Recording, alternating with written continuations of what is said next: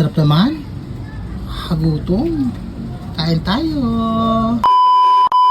Hello Philippines and hello world! Another day, another vlog. Nandito ngayon ang Kabugera sa NE Pacific Mall, Cabanatuan City, Nueva Ecija. Bakit ba napakabagal ang salita mo? Nakakaloka. Hindi ako sanay, kailangan bilisan. Napakabilis ko magsalita. Babagalan ko, warex.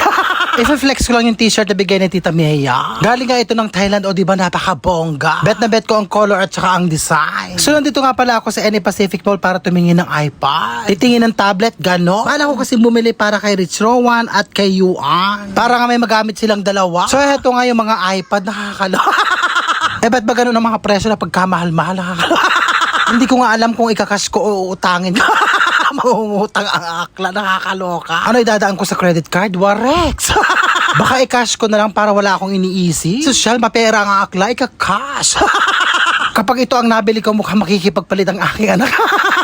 Maganda naman yung tablet ng aking anak. Actually, bihira nga niyang gamitin. At napakalaki nga daw at napakabiga. Mabilis nga daw siyang mangalay. At heto nga yung mga pinagpipilian ko. At babalik na nga lang ako para bumili. Pagkatapos ending, mapupunta sa pinakamura. Siyempre, pag-iisipan ko muna. Marami pa nga akong tinignan doon. Hindi ko na nga lang siya na-i-video. O sa mga nakakamiss dyan sa NE Pacific, o eto, makikita nyo. Ano na nga yung mga nasa abroad na bihirang umuwi. Dati noong time ko, noong college ako, napakadaming tao dito. Palibhasa kasi isa lang ang mall dito sa Nueva Ecija. Kaya punong-puno ito noon. Kaya lang ngayon, kukunti na ang tao. Kasi nga napakadami ng mall dito sa Nueva Ecija. Maalala ko noon, napakadalas ko dito nung nag-aaral pa ako. Halos araw-araw nga noon nandito ako. Lipas ng oras, kumakanta, ganon dito sa Worlds of Fun. O shout out sa'yo, Asunta. Ikaw yung madalas kong kasama noon dito. Siyempre nga yung mga classmates ko. At yung napakataas ng kaibigan ko. Halos hindi ko na nga siya maabot, nakakaloka. Alam mo kung sino ka. Yung kaibigan kong walang kareto-retoke sa katawan. Natural beauty nga daw, nakakaloka. So yun nga, at palipat naman ako ngayon dito sa Robinson. Magkadugtong nga lang kasi ito. At meron nga akong bibilin dito. At sana nga meron, nakakaloka. Kasi nga kapag tuwing pupunta ako rito, nakakalimutan kong bumili. Diyos ko Lord, napakahaba pala ng video na ito. At mapapalaban pala ako sa voice over, nakakaloka. So yun nga, at andito na ako. Alam nyo na kung ano ang bibilin ko.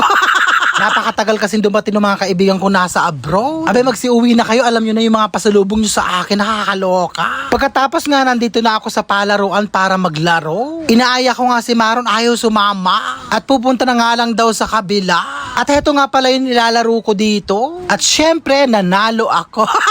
O diba napalitan yung mga gastos ko. Pagkatapos nag-enjoy pa ako. Eto nga yung anti-stress.